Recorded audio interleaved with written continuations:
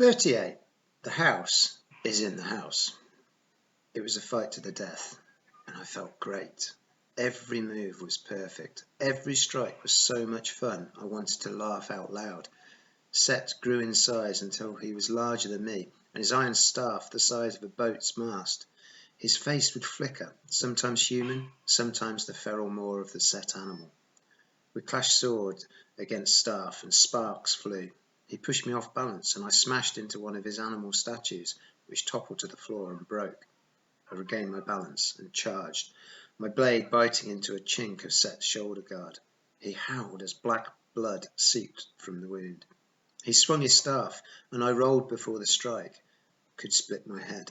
His staff cracked the floor instead. We fought back and forth, smashing pillars and walls, with chunks of the ceiling falling around us, until I realized Sadie was yelling to get my attention. Out of the corner of my eye, I saw her trying to shield Zia and Amos from the destruction. She'd drawn a hasty protective circle on the floor, and her shields were deflecting the falling debris, but I understood why she was worried. Much more of this, and the entire throne room would collapse, crushing all of us. I doubted it would hurt Set much. He was probably counting on that. He wanted to entomb us here. I had to get him into the open. Maybe if I gave Sadie time, she could free Dad's coffin from that throne. Then I remembered how Bast had described her fight with Apophis, grappling with the enemy for eternity. Yes, Horus agreed. I raised my fist and channeled a burst of energy towards the air vent above us, blasting it open until red light once again poured through. Then I dropped my sword and launched myself at Set. I grabbed his shoulders with my bare hands, trying to get him in a restless hold. He attempted to pummel me, but his staff was useless at close range.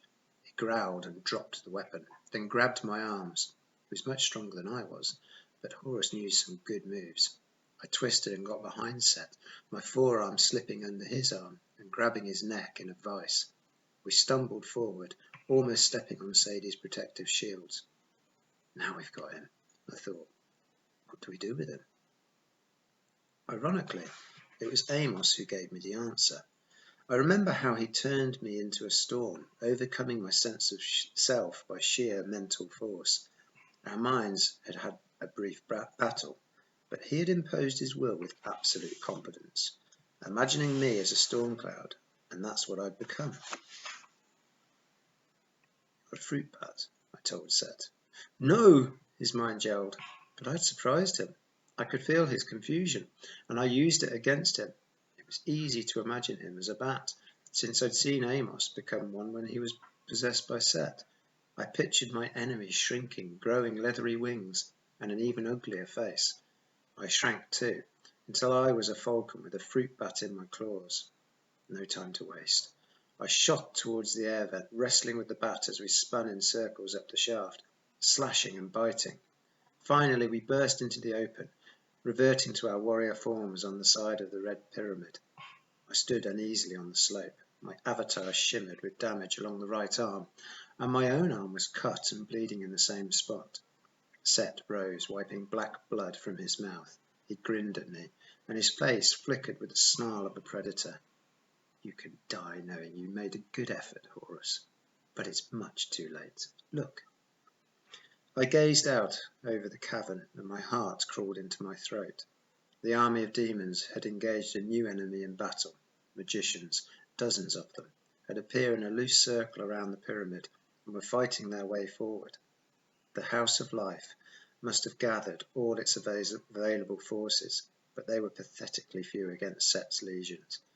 Each magician stood inside a moving protective circle, like a spotlight beam, wading through the enemy with staff and wand glowing. Flames, lightning, and tornadoes ripped through the demon host. I spotted all kinds of summoned beasts, lions, serpents, sphinxes, and even some hippos charging through the enemy like tanks. Here and there, hieroglyphs glowed in the air, causing explosions and earthquakes that destroyed Set's forces. But more demons just kept coming, surrounding the magicians in deeper and deeper ranks. I watched as one magician was completely overwhelmed, his circle broken in a flash of green light, and he went down under the enemy wave. This is the end of the house, Set said with satisfaction. They cannot prevail, as long as my pyramid stands. The magicians seemed to know this.